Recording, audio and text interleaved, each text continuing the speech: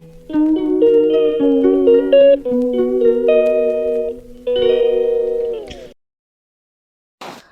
Friends, welcome to my channel. ನಾವು ಇವತ್ತು ಈಸಿಯಾಗಿ ಮೂಲಂಗಿ ಸಾಂಬಾರು ಹೇಗೆ ಮಾಡ್ಕೊಳ್ಳೋದು ಅಂತ ಹೇಳ್ಕೊಳ್ಳೋಣ ಬನ್ನಿ. ಮೊದಲಿಗೆ ಗ್ಯಾಸ್ ಸ್ಟವ್ ಆನ್ ಮಾಡಿ ಒಂದು ಕುಕ್ಕರ್ನ ಇಟ್ಕೊಬೇಕು. ಅದಕ್ಕೆ ನೀರು ಹಾಕಿ ಒಂದು ಸ್ವಲ್ಪ ಕಾದ್ಮೇಲೆ ಮೂಲಂಗಿ ಮತ್ತು ಮೀಡಿಯಮ್ ಸೈಜ್ 2 ಈರುಳ್ಳಿ ಹಾಕ್ಕೊಬೇಕು. ನೆಕ್ಸ್ಟ್ ಅದಕ್ಕೆ ಸ್ವಲ್ಪ 2 ಮೀಡಿಯಮ್ ಸೈಜ್ ಟೊಮೊಟೊ ಹಾಕ್ಕೊಂಡು ನಂತರ 1 ಲೋಟ ಬೇಳೆ ಹಾಕ್ಕೊಬೇಕು. ಹಾಗೆ ಒಂದು ಸ್ವಲ್ಪ ಉಪ್ಪು ಮತ್ತು 2 ಟೇಬಲ್ ಸ್ಪೂನ್ ಸಾಂಬಾರು ಪುಡಿ ಹಾಕ್ಕೊಂಡು ನಂತರ ಕುಕ್ಕರ್ ಮುಚ್ಚಳ ಮುಚ್ಚಿ 2 ವಿಷಲ್ ಕೂಗಿಸ್ಕೊಬೇಕು.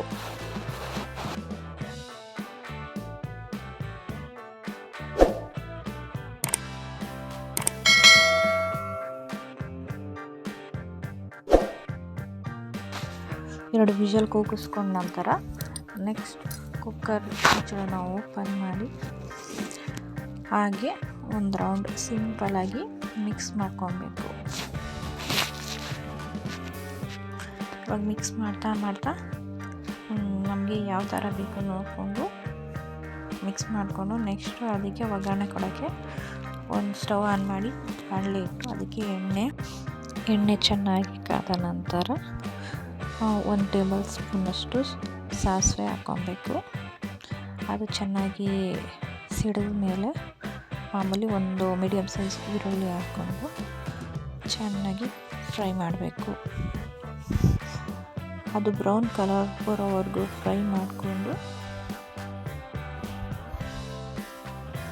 ನೆಕ್ಸ್ಟು ಇವಾಗಲೇ ರೆಡಿ ಮಾಡ್ಕೊಂಡಿರೋ ಕುಕ್ಕರ್ ಮಿಶ್ರಣಕ್ಕೆ ಹಾಕ್ಕೊಬೇಕು. ನೆಕ್ಸ್ಟ್ ಒಂದು ಕುದಿ ಬರೋವರೆಗೂ ವೆಯ್ಟ್ ಮಾಡ್ತಾ ಹಾಗೆ ತಿರುಗಿಸ್ಕೊತಾ ಬರಬೇಕು. ನೆಕ್ಸ್ಟ್ ಅದಕ್ಕೆ ನಮಗೆ ಎಷ್ಟು ಹದವಾಗಿ ಬೇಕು ನೀರು ಸೇರಿಸ್ಕೊಂಡು ಮಿಕ್ಸ್ ಮಾಡ್ಕೊತಾ ಬರಬೇಕು. ಈ ಟೈಮಲ್ಲಿ ಉಪ್ಪು ಕರೆಕ್ಟಾಗಿದೆಯಾ ನೋಡಿ ಎಲ್ಲನೂ ನೀಟಾಗಿ ಸರಿ ಮಾಡಿಕೊಂಡು ಕುದಿ ಬಂದಮೇಲೆ ಸ್ವಲ್ಪ ಕರ್ಬೇವಿನ ಸೊಪ್ಪು ಹಾಕಿ ಮಿಕ್ಸ್ ಮಾಡ್ಕೊಬೇಕು.